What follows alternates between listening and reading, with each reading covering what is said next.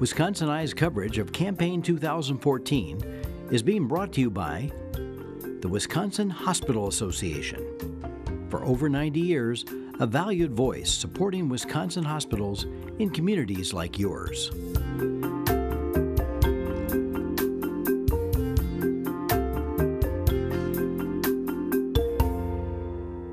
Wisconsin Eye is at Dodgeville City Hall, interviewing candidates in the 2014 election. We're interviewing Mr. Ken Van Doren. He's a Republican in the 3rd Congressional District. Mr. Van Doren, welcome to Wisconsin Eye. Well, thanks for having me.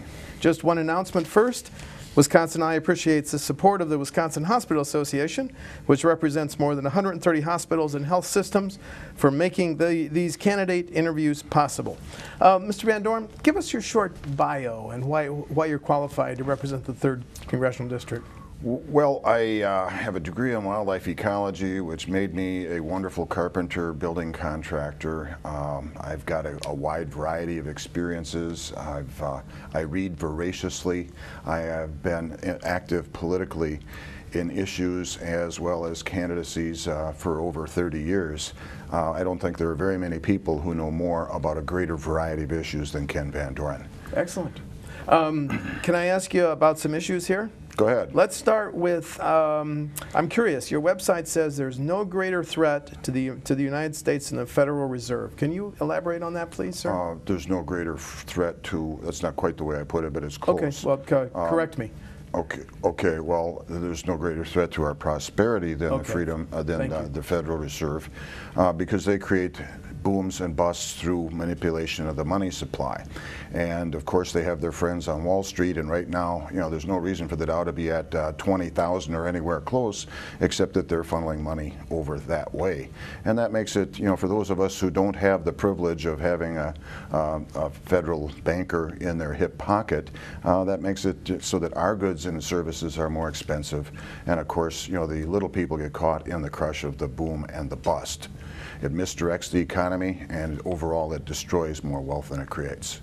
And if you were elected to the 3rd District House seat, you would push for what on the Federal Reserve, sir? Well, first we need to audit to find out who benefits. There was one very limited audit a few years ago, and you'll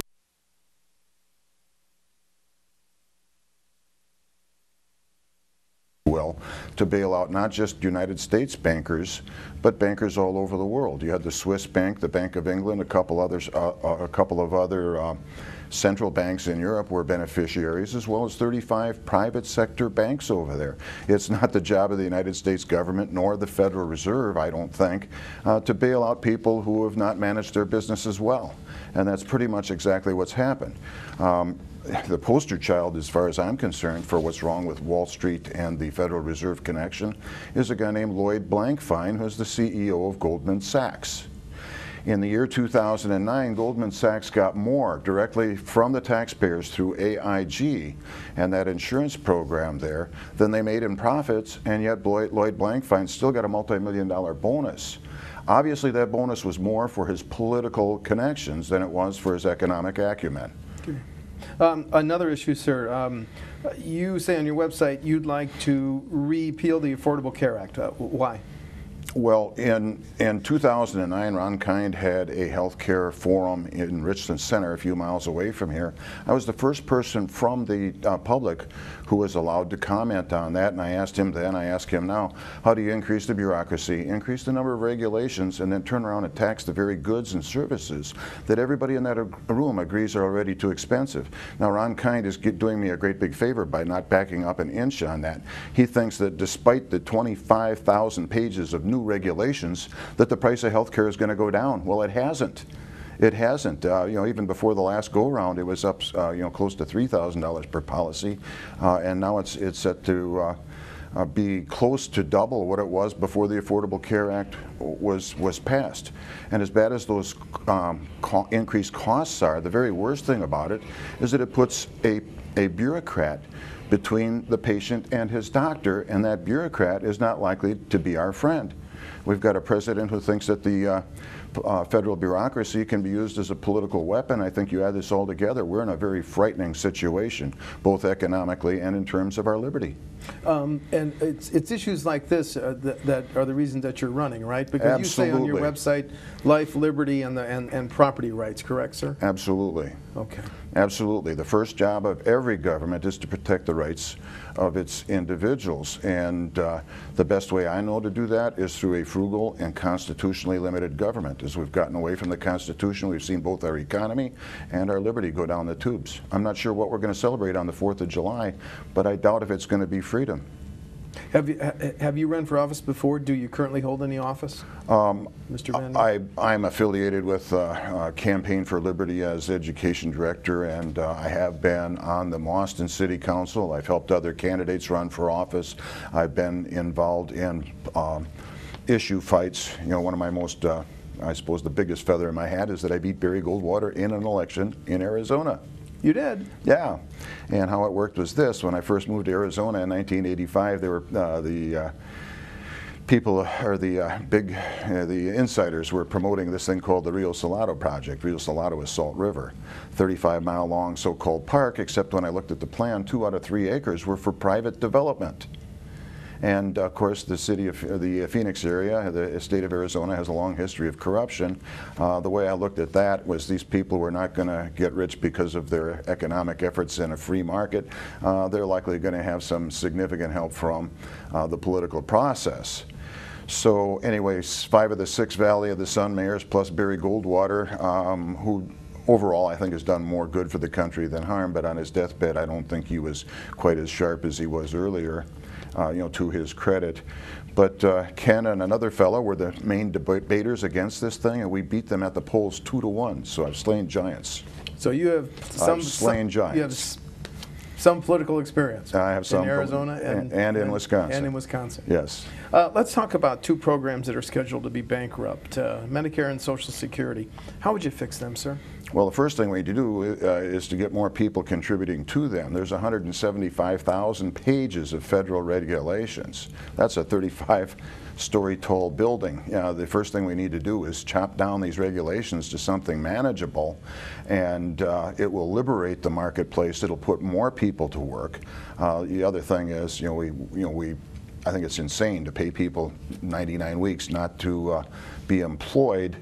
You know, those taxes fall on the employers. Employers, exactly. They fall on the employers, and that means they have, if they're paying people not to work, they have less money to pay people to work, less money to provide goods and services. So if we get more people contributing, that'll go a long way. The other thing is we might have to look at the payout structure. You know, I'm on Social Security myself, but if it meant that we're going to balance the budget and take it easy on my kids, I'd accept some modest cuts. And we need to take a look at it all. Up until the age of 50, I would have gladly said, hey, I'll keep every penny I make from here on, and I won't take a penny out of the system. But at this point, I don't have the wherewithal to forego all those payments. An estimate is that there are 11 million people who are in the United States and they're not legal residents. Do you think there should be a path to citizenship, Mr. Van Doren? Yes, I do.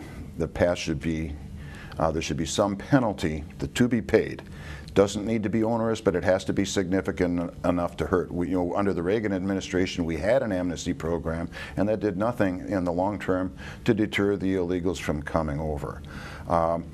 I don't mind people coming here for an opportunity, and we're talking largely about the Hispanic community, and my experience with the Hispanics is they're very family oriented and they're extremely hard workers, and they don't complain near as much as my children do. So there's a lot of good, and I also grew up near a Hispanic community in Milwaukee area, and I'm proud to count among my friends Arturo Soto and James Villarreal and a few others. But I don't fear the Hispanic populations the way some Republicans do. I think what we need to do is make this the land of the free and the land of opportunity. And okay, so back to the point. I'm sorry, I've been wandering a little bit here. Path to citizenship? The path to citizenship, no amnesty. There has to be some significant penalty. It has to hurt a little bit. Okay. And when it comes to kids who were either brought here as infants, there has to be something a little bit more lenient than the parents who came across illegally. a friend of mine, Tony Vasquez, he says, he came here, or his parents and grandparents came here legally, and they scrimped and saved, and they never took a handout, and they made it, and they provided a better life for he and his sister. And I don't think there's anything wrong with that program, but I'd rather have the people coming through the front door than through the back door. Okay. And the other thing we can do to alleviate the immigration problem is to work on the Mexican government and pressure them. As hard as the Mexican people work, it's amazing they're not all rich except for the corruption of the Mexican government. What would you do with the thousands of children who are now showing up crossing the borders from Honduras and Guatemala, sir? Oh man, that's a tough one because I think what we need to it's a deliberate attempt to flood this country and destroy our economy is what I see. We have to find out where the motivation is coming from, who is sending them. And if there are agents within the United States of America, I would hope that there'd be some criminal penalties to do that. Again, the other thing is if we promote free markets in these other countries, they're able to provide jobs there rather than here. Okay. There's a national debate over same-sex marriage. A federal judge in Wisconsin just ruled that Wisconsin Constitution's prohibition on same-sex marriage is unconstitutional. What's your reaction to this national debate, sir? Well, I really don't want the government in anyone's bedroom determining what's going to go on there, but I think what we see here is an overreach of power by this federal judge, because I look at Article 1, Section 8, and marriage is not in there as one of the powers given to the federal government. So I don't think Judge Crabb had any jurisdiction in this case. And if we're to have the rule of law, we have to respect the Constitution. And I guess I was disappointed in that. It's obviously a state issue, and Wisconsin can decide differently from Colorado, not only on marriage but on other issues as well. If you take a look at it, the roots of marriage licensure were rather racist in intent. It was an attempt to keep the races apart. That's a rather nefarious motivation, I think, in the first place. I think I would like to see the institution of marriage given back to the churches from whence they came. Thank you. Let's talk about campaign finance. Some Democrats are calling for a constitutional amendment that would overturn the Citizens United ruling. Is the campaign finance system, which is evolving as a result of these rulings, is it broken? Does it need to be fixed, sir? Well, campaign finance regulation almost always is a form of guaranteed incumbency act, because it makes it more difficult on people like me who are upstarts who don't have any great big political connections or big donors behind him. The other thing that I see with the Citizens United, I'm against any infringement on the freedom of speech, and that's what this is.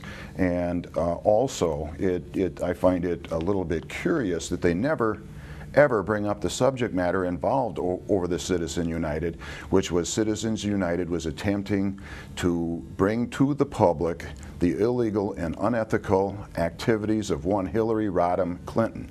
So if the media had been doing their job in the first place, there would be no need for CU to do this, and the case never would have happened. So I think all of that needs to be on the table as well. So you support the Citizens United ruling and don't see any reason to overturn it, correct? Not at this point. Okay. What about your own campaign finances? Are you going to be able to put any of your own money or raise money to be competitive in November if you're the nominee against Mr. Kind? Well, I think I'm the best situated to take on Mr. Kind, because nobody knows his voting record better than I do. Nobody knows his hot buttons better than I do, and nobody's as informed on the issues in this race as much as I am. I see competitors who, despite the failures of our foreign policy, you see what's going on now. The result is that we're leaving more radically Islamic inclined governments in our wake. If that's not the intent, it certainly is the result of what we're doing. But campaign finance, yeah, I'd like to see a little bit more money come into the Ken Van Doren for Congress campaign, and I've given pretty much as much as I can personally to it. So my success or failure going forward will be dependent upon the good graces of those who believe, like I do, in liberty and want to see that cause move forward. Let's get into foreign policy, and one way to get into it, sir, is after Ron Kind supported sanctions on Russia for its actions in the Crimea. Thank you, sir. You said Congressman Kind should not have supported the sanctions. What's a better What's a better way for the U.S. to protest Russian actions in Crimea? You know, this whole thing is rather complicated, and we could spend the whole half hour just talking about Russia and what's going on there. But if you take a look, you know, the last few years, you know, we've opened trade between the West and Russia, and, you know, the Cold War belligerence from both sides has rather subsided over the last 15 or 20 years. Now it's being recreated. Why is it being recreated? Well, we're proposing putting missiles right on the border with Russia. I think this is totally unnecessary because with ICBMs we can do the same thing from many miles away. It's inflammatory and it's unnecessary. Excuse me, some people would like to seal Russia off from its warm water ports, but just think about if somebody tried to get us out of San Diego, out of San Francisco, out of Roanoke, and out of Pensacola. We have a lot of warm water ports. Russia only has 3. They're all on the Black Sea. But again, it's unnecessary for us to take inflammatory actions because they have to come through the Straits of Bosporus. And we can lay for them there if we're worried about containing them in any kind of, you know. But the other thing is, you know, they still have nuclear weapons, and it's, you know, we should be doing a lot more negotiating than rattling sabers. What I see is that this saber rattling, it both justifies the aggressive actions of Putin to his people, you know, because he says, gee, there's that American threat. Well, when we're proposing missile sites right on their border, that makes it a lot more credible. And, you know, to put it into perspective, let's think about what happened when there was this missile base being built in Cuba, 90 miles from our shores. Yeah. We took exception to it. Kennedy versus Khrushchev, yes. Absolutely. See, what's going on, I think, is there's a geopolitical game of both economics and military. And, you know, we're trying to seal off Russia from its markets in Western Europe for its petroleum products. That's insane. Let's just have peace. We won't have to have all these weapons of war. And, you know, we can get our oil from Canada or from our own resources now that the Bakken is open and supplying. And I just see no need for the great belligerence, and sanctions are, by the way, an act of war. And usually they punish the people more than they do the governments involved. Well, let's explore this a little bit more. What lessons about fighting international terrorism and limits on U.S. foreign policy have we learned from Afghanistan and Iraq? And you're well aware of the Iraq turmoil now, with the terrorists, even disavowed by the Taliban, making great gains in Iraq. So lessons we've learned as a country, sir? Well, I have a friend, his name is Yuri Maltsev, and he says the great lesson of history is that it doesn't teach us anything. Oh, by the way, he was a former economic advisor to Gorbachev, an interesting fellow. But what I see, let's see, what was the question again? Lessons learned about fighting international terrorism. Okay. What I've long maintained is that if we weren't over there fighting them, they would be fighting each other. And that's exactly what's going on in Iraq today. Wherever I mean, if you take a look even in Iran, you know, we got involved and we supported the Shah, and there was some resentment there, and they wound up with a more radical Islamic government, and that was, what, 20, 30 years ago that all of that happened. We supported Al-Qaeda and Muslim Brotherhood rebels in Libya and in Egypt, and now I'm going to go out on a limb here and call him Insane McCain. And our president both want to support these Muslim Brotherhood and Al-Qaeda connected rebels in Syria. Now that doesn't make Assad or Gaddafi or Mubarak good guys, but what that means is that, hey, it's none of our darn business if it's not a serious threat to the United States of America. So our better bet in most instances is to stay the heck out. By interfering in these countries, we create resentment toward the United States, even if our intentions there are nothing but benign. And in terms of getting the oil, I remember back in 1973, one industrial country got their oil every single day. And why? That's because Japan did not involve itself in the internal politics of those Middle East countries. So, you know, where there is a clearly defined national threat, absolutely, let's go get them. Let's bomb the bejeebers out of them and get our boys and girls home as quickly as possible. These never-ending, no-win wars are sucking the lifeblood out of both our military and our economy. They cannot persist. How do you feel about the exchange of 5 Taliban terrorists for 1 U.S. soldier, sir? Well, the guy walked, he went AWOL. It seems to me a very good deal from the Islamic side of it. But again, these people, these 5 people that we're releasing, if we weren't in Afghanistan, how would they be a threat to us? You know, let's keep them there. The other thing is, you know, allegedly one of them said, "I'll see you in the streets of New York." I have no problem limiting immigration from the Middle East if this is going to be a source of those who mean us ill. And there are rumors of cells of Islamists right here in this country. You take a look at Dearborn, and they're talking about Sharia law and places like that. If our national security is involved, hey, let's keep them over there, not allow them in here. One more question on international issues. How real of a threat is climate change, sir, do you believe? Well, let's see. I remember climate change in 1970. There were people saying, hey, we have to do something and we have to do it now before it's too late. One difference between 1970 and now is they were talking about global cooling. And there was serious talk that, you know, the glaciers would be licking up on the city limits of Madison, where I went to school. I was at the first Earth Day to hear a lot of this stuff. And, you know, the interesting thing was there's a professor there, a climatologist named Reed Bryson, and he was saying that at the rate of increase of airline traffic in 1970, by the year 2000, it would be doubtful if we would ever see the sun, because the contrails of all those airplanes would merge into one giant cloud. Well, I'm not sure what that yellow thing was up in the sky, but it sure looked like the ball of the sun in the year 2000. So not only was Mr. Bryson wrong, he was wrong in the wrong direction. Not only that, airline traffic grew exponentially after 1970 due to deregulation. So the curious thing is that he did an about-face and became a climate warmer instead of a climate cooler, to no apparent damage to his reputation as a climatologist. Now, the Earth obviously cools and warms for reasons that we don't entirely understand. If you take a look at the medieval warming period, Eric the Red and his descendants settled in Greenland and successfully farmed for a number of centuries. And that came to an end in about the year 1300 or so, when the climate cooled. And we also know there's something called the Little Ice Age, which helped take out Napoleon Bonaparte at Waterloo when he tried to march across Europe into the teeth of winter and attack Moscow. Very, very foolish. That year that he did that was known as the year without a summer. So those two events were wiped out by Mr. Mann and his so-called hockey stick. I don't buy it, because we have historical references that prove that there was a medieval warming and that there was a very substantial Little Ice Age, which we started to come out of about the time that thermometers became generally available. Well, quick follow-up question. Do you support the Keystone Pipeline, sir? Well, I support a free market in energy, and if that means a Keystone Pipeline, yeah. There are other things we need to get out of the way.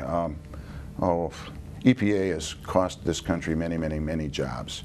The coal technology we have today is not the same as it was 30 or even 50 years ago. Coal burns a lot cleaner, and we have this capital investment in some 500 power plants, and over 200 of them have been prematurely sat on the sidelines. And here in Wisconsin, in addition to 4 power plants, 4 paper plants have been closed, costing us many thousands of good, solid middle-class jobs, thanks to Ron Kind and his support of Barack Obama and the EPA. Wrapping up here, I want to give you a chance to talk about any major issues that are important to your campaign that I haven't asked about, sir. Well, let's see, we covered the Fed, we covered Obamacare, and we covered foreign policy. Yep. You were going to ask about what differentiates me from the other candidates. Is that still coming? That's my final question. Sure, what differentiates you from, I think, your one primary opponent, Mr. Kurtz? Well, there's another one too. Okay, go ahead. But you know, what differentiates me is I didn't drop from a cloud just in time to run for this. I've been working on issues. I've got a long and wide trail that you can tell where I came from. And, you know, I just find it a little less than credible that somebody pops up at the last minute and runs for office. I mean, I've been lied to before. Even if he does believe what he says. I've been lied to before, and I'm always just a little bit suspicious. You know, my trail is long and wide. I've supported candidates. I've worked inside the party. I do educational talks on things like money and banking. I'm going to do one up in Menominee this week on the negative effects of government involvement, crony capitalism, public-private partnerships, and subsidies to business. It creates less wealth, not more. Those are the kind of things that I've done that I can't even find that either of my opponents as much as wrote a letter to the editor before they threw their hats in the ring. I understand. Well, very good. Ken Van Doren of Mauston is a Republican candidate for the 3rd Congressional District. Mr. Van Doren, thanks for talking to Wisconsin Eye. Thank you. Thank you, sir. Appreciate it. I hope I did.